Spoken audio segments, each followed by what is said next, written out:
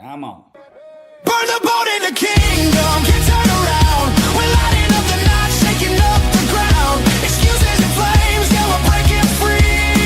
We'll be fire, this is our legacy.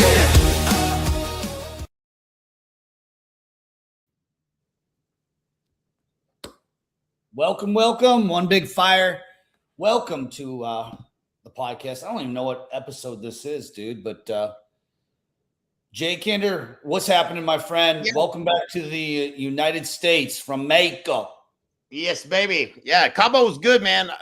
It was me and my wife's anniversary, so we went a couple days early, and yeah, man, there was no cartel or any of that kind of garbage. It was all good, man. Good vibes. Good. Yeah, last year when we went, we had a blast. Had a great meal with everybody. I'm glad you and Amber were able to go. But we sat this one out. We had a lot of stuff, other stuff, kind of bookending this. We're actually heading to Italy in about 3 weeks now. Oh, never been across the pond. So, dude, that's awesome, man. Let me know how it goes, because my daughter, for her birthday, because we took her to New York for her last birthday, she thinks she's getting a trip for her birthday. I'm like, that's not exactly how birthdays work. But she's like, well, I want to go to Paris. Well, EXP, one of the EXP cons is in Paris, and I was like, maybe. But I ain't never been across the pond either, so I don't know. We'll see. Oh, you have it. Okay. Yeah. I'm most excited about the food. Every person I know that spent, Chuck and Angela, they spent, I think, like 3 weeks or a month over, like not just in Italy, but around there. But everyone eats their face off and gains no weight. Sometimes they actually come back weighing less. That's how good the food is, not just good taste-wise, but like good quality is off the charts. So I'm excited about it, man. Cool, man. So we got a short period of time. We're going to squeeze a bunch in. These conferences are always great, especially, stuff that Brent puts on, the One Big Fire.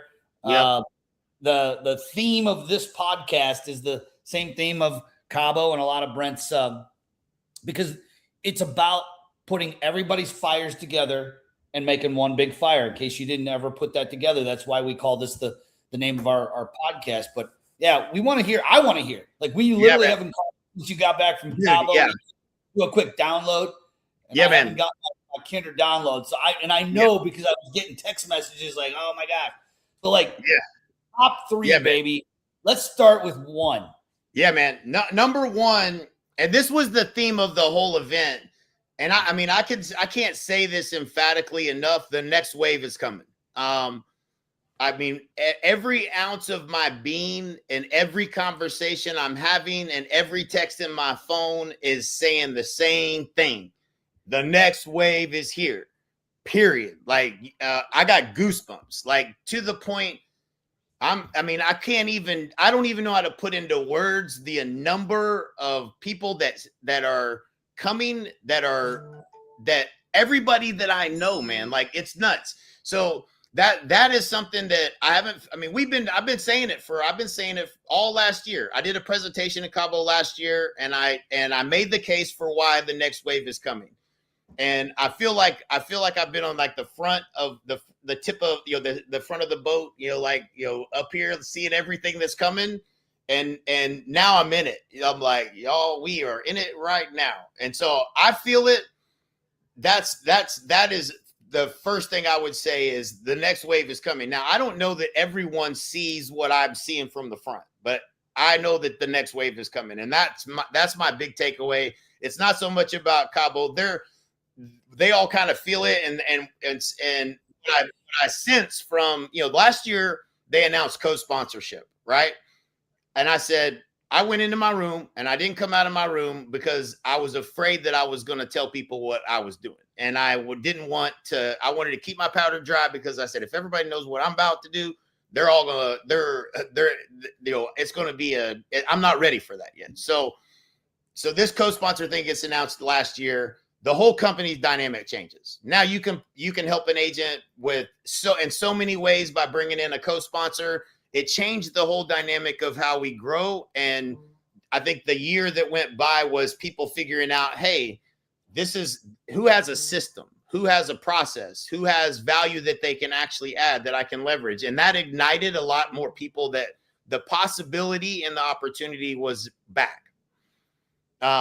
So that, you know, as that has materialized and actually, I think there's a little bit of time that has to get, you know, hey, how are we going to do this? What's the best way? And who has, most people don't have systems and processes. So, you know, you can say, hey, I'm going to, you know, I'm going to co-sponsor with this person.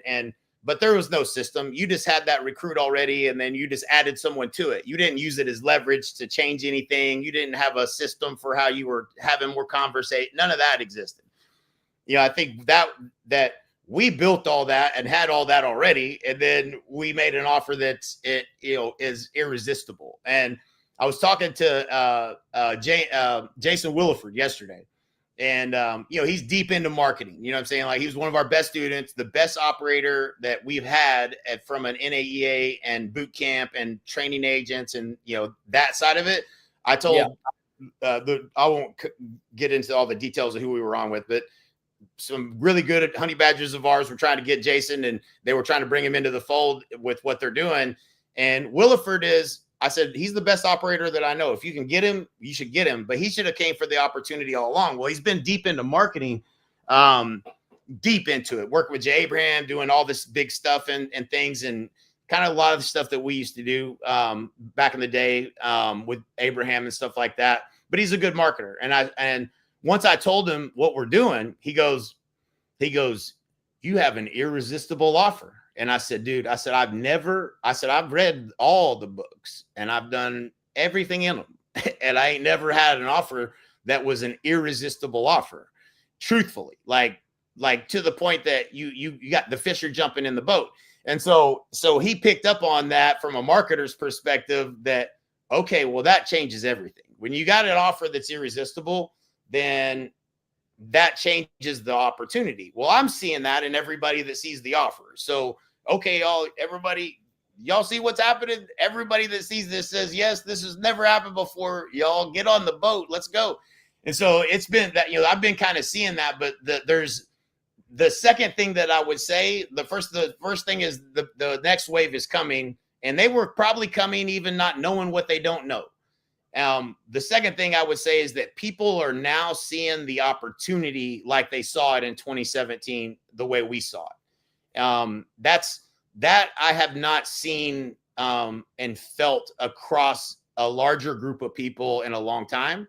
Whereas I think we went the last 3 years, not maybe so much last year, but certainly the 2 years before that, we probably all felt like, man, we might have just got here at the right time. And this might be where we got it to here. And maybe, I don't know how we're going to get it to the next level.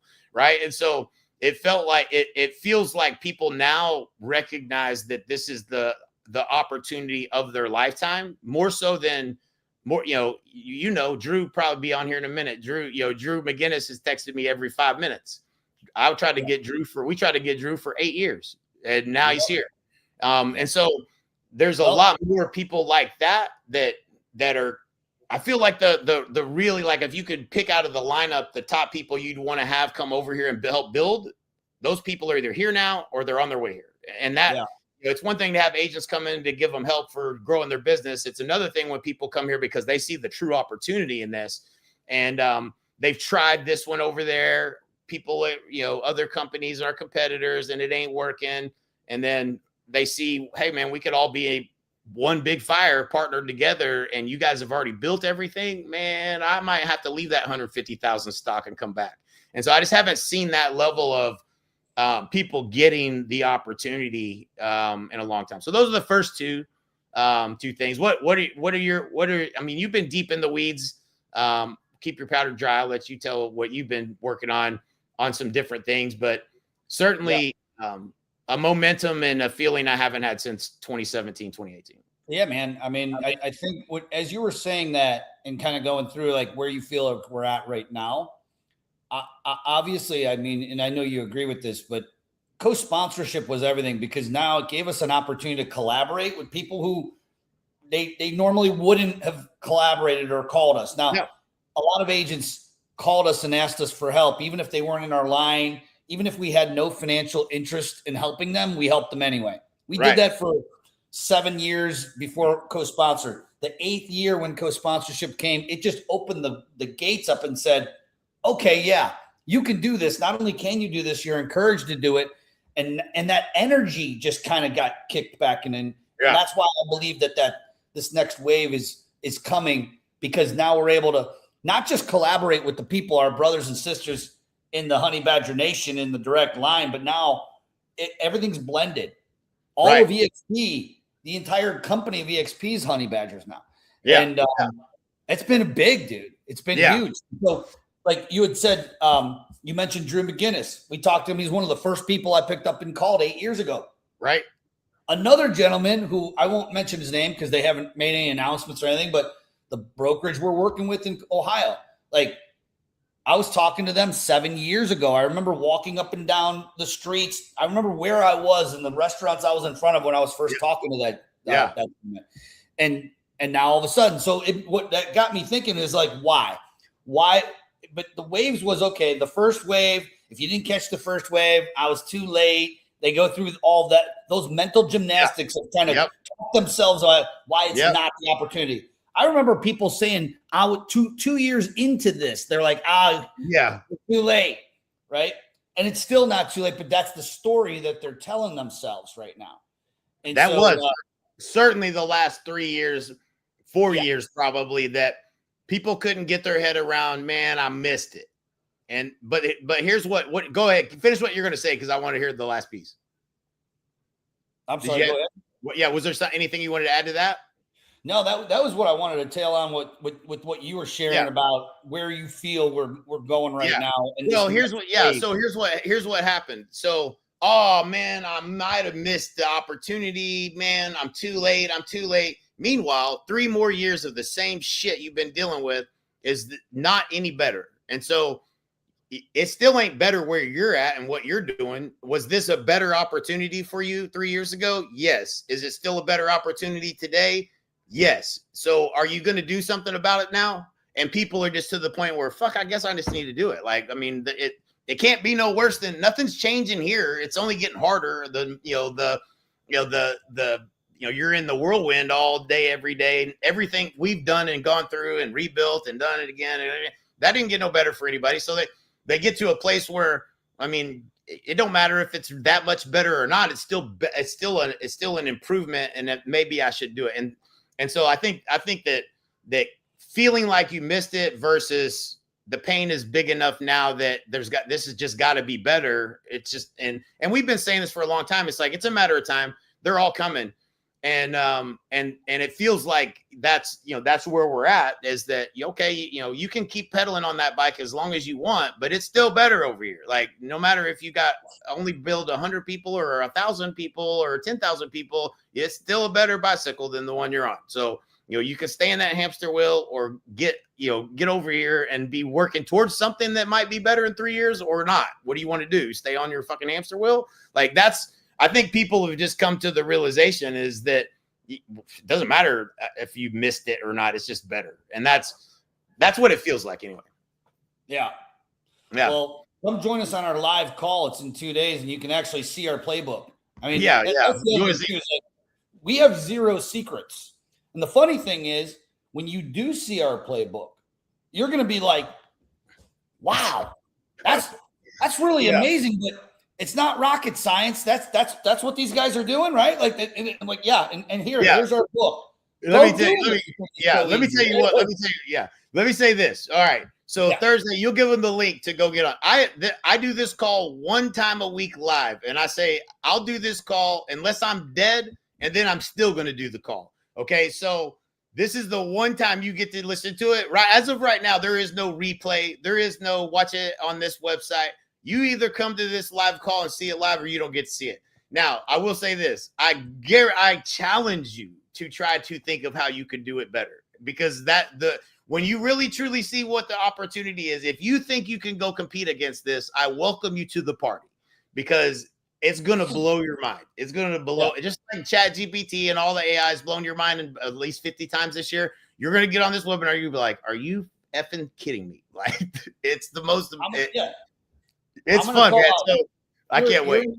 You're an agent at Real, LPT, any of the Me Too, any of the companies that like modeled after EXP, come to the call. I mean, I'm assuming you're where you're at, Epic, because you want to recruit agents and want to build a semi-passive additional income stream, right? We're going to open up our playbook and show you exactly what we're doing. You want to compete. Don't come on to like join us. Just come on to steal it. Yeah. If you look at it. Please do. And please do. Our competition. Like how many people, I don't know if I said this a week or two ago, but in a Super Bowl, when you're playing against the other team, right? And that other team, that coach, do you ever see a coach run across the field with their playbook and give it to the other coach before the game starts? Say, here, take some screenshots of this with your phone. No, they would never do that.